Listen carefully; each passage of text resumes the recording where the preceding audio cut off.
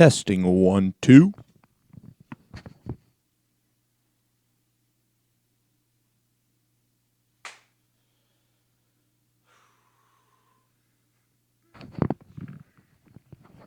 How's everyone doing tonight? Welcome in to the Rover Zone, Rover Sports. I'm Spencer Grossinger, and what I'm going to do here in this little segment is I'm going to talk about Scott Woodward, his comments on the Paul Feinbaum show, which aired on Tuesday, and I'm going to talk about exactly what Scott Woodward was getting at. Scott Woodward is the athletic director for the Texas A&M Aggies, okay? And essentially what Scott Woodward was doing was he was throwing Kevin Sumlin under the bus publicly. Now, am I a fan of this move? This move pretty much makes no sense. There's no good logical argument for Scott Woodward to be running his mouth on a national TV platform saying your coach is on the hot seat, okay? Because when you fire that coach, it should be swift. It shouldn't be made public. For fans and for people like me that has a YouTube channel that likes talking about the SEC, it's fantastic. I'd love to know what athletic directors are thinking all the time, like Joe Oliva at LSU when Les was let go, or even the guy at Auburn. You know, I wanted to know what his opinions were when Gus Malzahn lost to Texas A&M last year, and they started off, I believe, 1-2, and that game where Danny Etling rolled right. He found Trayvon Dural in the end zone for a touchdown. It might have been Duval. It always confuses me. That was a touchdown that if that play would have stood, you know, it got canceled out because it was after the buzzer. If that play would have stood, maybe Gus Malzahn wouldn't have stayed. Gus Malzahn's defense left over from Will Muschamp's recruiting base. And Kevin Steele, they turned that thing into a pretty damn good job. But let's get to Kevin Sumlin, all right? Let's talk about Kevin straight up. Let's talk about Sumlin, all right? So, Sumlin gets there. Cliff Kingsbury's there. You know, Texas A&M, oil-rich, but they're just kind of coming into the SEC footprint. You know, they're a Big 12 school, the Tannehill years, who was the coach that was there before with I forget his name, but he was an old stodgy NFL coach who actually had some success at A&M, and the name is escaping me, but whatever. We don't even need that for the sake of this argument. You guys can go ahead and roast me for not remembering who the Texas A&M coach was in 2008 with Tannehill and that team, and I'm not going to cheat and have a producer or whatever tell me. Here's the bottom line, okay? Kevin Sumlin, 8-5, 8-5, 8-5 in the last 3 years. Now let's talk about this 8-5. So first you had Kenny Hill. You know, after Johnny Football left, I remember this Thursday like it was yesterday. Columbia, South Carolina, Connor Shaw, South Carolina Gamecocks, Steve Spurrier hosting an 8 o'clock game on a Thursday. I believe that the Gamecocks might have been like top 10 in the nation this year. The game was on like a 7 o'clock. And holy shit, I'll say that word. Holy shit, Kenny Hill, he lit that world on fire. He burned down Columbia. It was incredible. And we're thinking Kevin Sumlin, offensive genius. This could be the start of, this could be the start really of a dynasty with Kevin Sumlin and great quarterback play, and Kevin's on top of the world. They go ahead and they beat Arkansas like they usually do. Brandon Allen plays like a warrior like he does in those games. However, at Dallas Stadium, guess what happens? Kenny Hill. Look at Kenny Hill. You know, the dude gets out to like a 5-0 start. And then things start to spiral for old Kenny Hill. You know, he loses that game I want to say late September, early October, he loses to Dak. He loses to Dak Prescott, Mississippi State. And we're like, yeah, this Kenny Hill guy. Yeah. Then Kenny Hill, I believe, goes ahead and loses to Ole Miss. And Kenny Hill, I know this happened. I know that this happened. Kenny Hill gets drilled 59-0 to Bama, and the whole Kenny Hill experiment, he's gone. He's going up north to Fort Worth. He's out of the program, Kenny Hill. And basically the team got drilled by Alabama, South Carolina, like many teams that A&M plays early. They turned out to be fraudulent that year, not that great. So for Kevin Sumlin again, big wins, big September, and then October, November, you play the big boys, you play LSU, you play the Mississippi schools, you play Auburn, and that happens, okay? But guess what happened at the end of the Kenny Hill experience? You get this Kyle Allen kid who's incredibly talented guy, you know, from Scottsdale. He falls into your lap, right? So then you're thinking, Kyle Allen, let's go. You know, we just got Kyler Murray, Mr. 59-0. So the SEC, a lot of it is about quarterback play, right? You know, a lot of it, you know, and Mike Evans and Manziel left. But this was when I was a real big fan of the quarterback play. And I really wanted to see what A&M brought, you know, in terms of their quarterback play. Their defense was always okay. But if their quarterback play could be great, you know, in this Jake Spavital offense, you're thinking, all right, let's get this thing rolling. So Kyle Allen goes ahead and goes to, I believe the game was in Texas Stadium. He beats his old hometown school. He beats the Sun Devils. And again, A&M fans, holy shit, we got Kyle Allen. Let's go, Kyle. And so Kyle Allen then proceeds to continue to ball out to the point where Clay Travis and a lot of other people that week, they picked the Aggies to actually go at home at Kyle Field and beat Alabama. And guess what happened?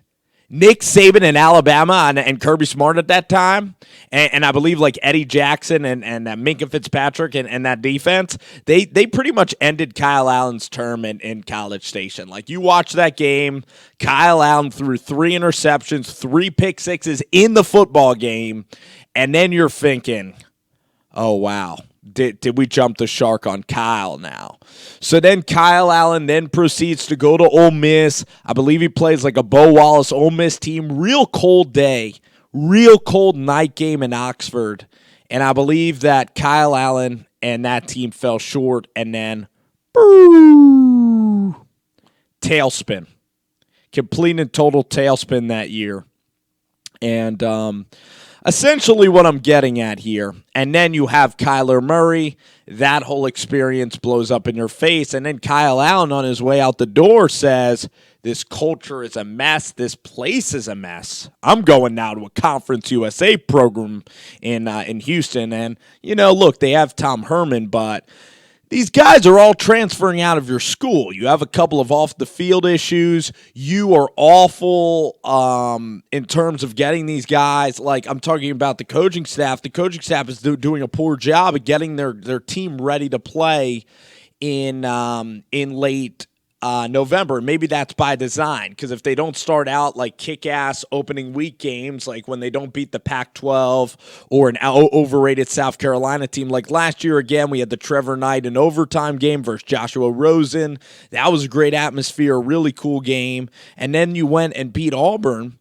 But the bottom line is, you know, played unbelievable against Arkansas, like very superior second half performance. You're thinking this A&M team with Trevor Knight last year would be fantastic. He'd lose to Bama.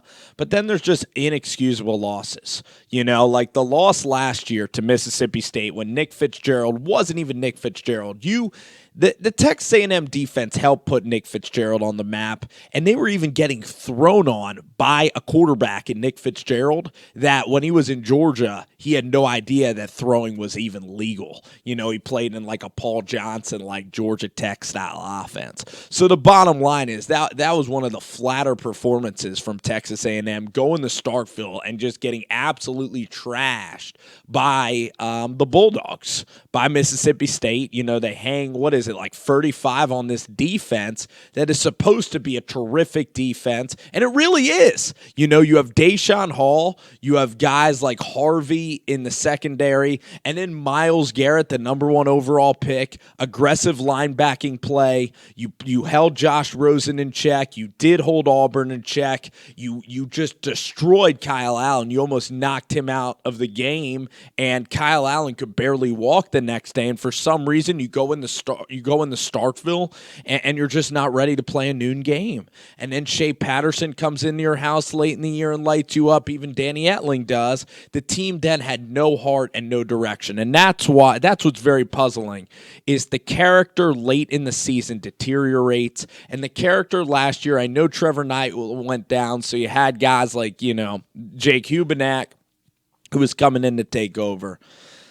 Bottom line is, Scott Woodward, I don't get why you would ever do this, man. I don't get why you would ever put, like, you know, such a decree on a coach like that. It just makes absolutely no sense. It's kind of, it's just inexperience. I mean, Kevin Sumlin in the other room, I mean, that's so damn awkward. They're down there at the Sandestin Hotel in Destin, Florida, and and Kevin Sumlin in the other room. And your athletic director is just saying, if you don't get your shit together, you'll go. Oh, Kevin, what's up, man? How are you, dude?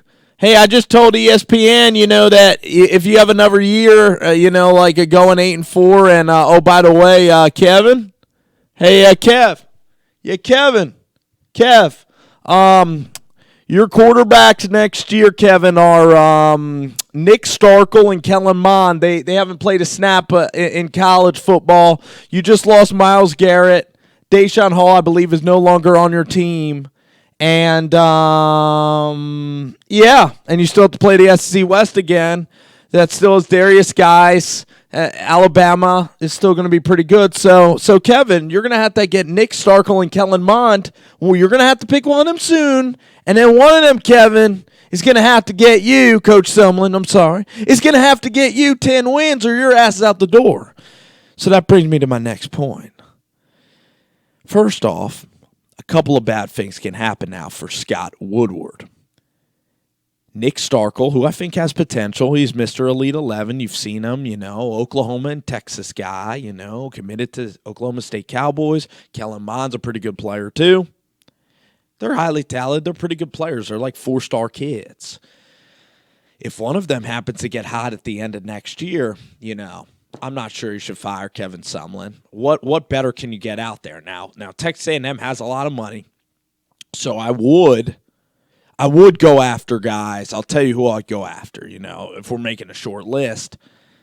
I mean, Chip Kelly. You know, Chip Kelly on the market in College Station, SEC West, Kyle Field, the donors, the Adidas school. I think that he'd be a big hit. And then you also look at a guy that had very successful offense in Lincoln Riley. But we can talk, or even, I mean, if we're going to talk about this, we can even talk about Dave Aranda and Matt Canada. I think they're even better than Coach O. So bottom line, though, is for Kevin Sumlin, the chances, just theoretically speaking, the chances that this young team, he finds a quarterback and the quarterback leads them early in the year.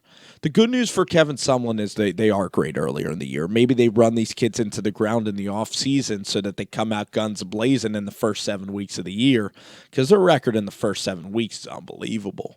So they got to start hot. They got to get a quarterback. And Kellen Mond is the freshman. He is more highly touted. I like Starkel's game more, honestly. But Kellen Mond, you know, you're going to have to sell Scott Woodward and the boosters that you got this thing trending upward. It's going to be a very hard climb for Kevin Sumlin. That's the bottom line. You don't have a terrific team in place. It wasn't like Tennessee's team last year that had Dobbs returning. Even though I'm not a Dobbs guy, but in the SEC East, Butch Jones had, he had Dobbs. Jalen Hurd was supposed to be terrific. He's now playing tight end at Baylor, which is crazy to me. It's another story for another day. And then you got, Kamara and Ethan Wolf and Jennings, and, offensively, and Barnett defensively, Sutton, so all these dudes. And Butch couldn't do well. But for Kevin, unless you can get a Chip Kelly, a Lincoln Riley, an Aranda, or a Canada, it's tough because the culture, I think Kevin's done great things, like with Johnny Manziel. He recruits incredibly well. Happens to be, I think from the outside, Kevin seems like a guy I'd love to grab a beer with. He seems like a terrific guy. Motivates his players nicely. It's just that at the end of the year, unfortunately, the team struggles. The team is not physical enough, even though they got Chief Chavis. They haven't really been able to run the ball when they needed to. Instability at the quarterback position, people transferring, and some off-the-field concerns and chemistry concerns, actually, late in the season when you're trying to make a run. The bowl games and chemistry concerns, that is an issue because at times, especially last year, they should have beat Kansas State. Ole Miss, they kind of quit on the second half and let Shea Patterson get back into the game. This is a team, honestly. This is a team that needs to bond immediately, where I think Kevin Sumlin's going to go, because of Texas A&M now with the money, with the spot. I think you can even get a better guy. So, my luck to Sumlin, good guy. Scott Woodward, pretty crazy. Final prediction, I think Kevin Sumlin's gone after this year. I don't see Starkel or Mond carrying them, but that's the beauty of college football. You never know. And that's Rover Sports guys talking about some A&M. We'll see ya. See you soon with another podcast. Thank you.